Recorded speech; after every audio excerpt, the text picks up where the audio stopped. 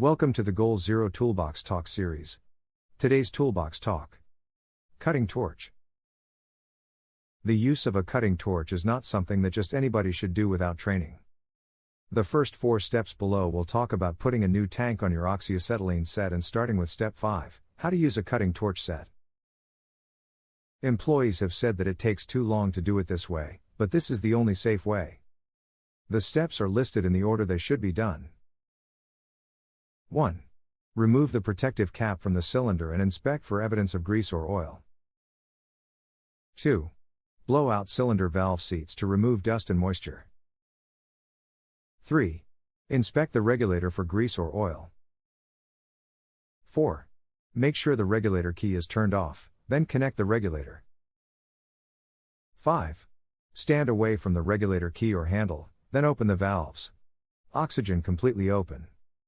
Acetylene is partially open, 1/4 to half turn. 6. Purge system. Open the oxygen valve on the torch. Turn on the oxygen regulator and adjust it to 40 psi, 50 psi maximum. Close the oxygen valve on the torch. Open the acetylene valve on the torch. Turn on the acetylene regulator and adjust it to 3 to 5 psi, 15 psi maximum. Close the acetylene valve on the torch. 7. Light the torch with a flint striker. Open the acetylene valve on the torch.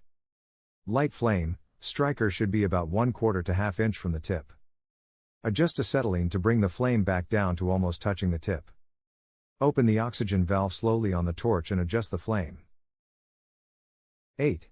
Turn off torches after use. Close the oxygen valve on the torch. Close the acetylene valve on the torch. 9. By legislation, the valves on the cylinders shall be closed when the cylinders are being moved if the torch and hose are left unattended, and when the task is completed. 10. After closing, you need to purge the system again. Open the oxygen valve on the torch. Bleed off the oxygen and close the oxygen valve. Open the acetylene valve on the torch. Bleed off acetylene and close the acetylene valve.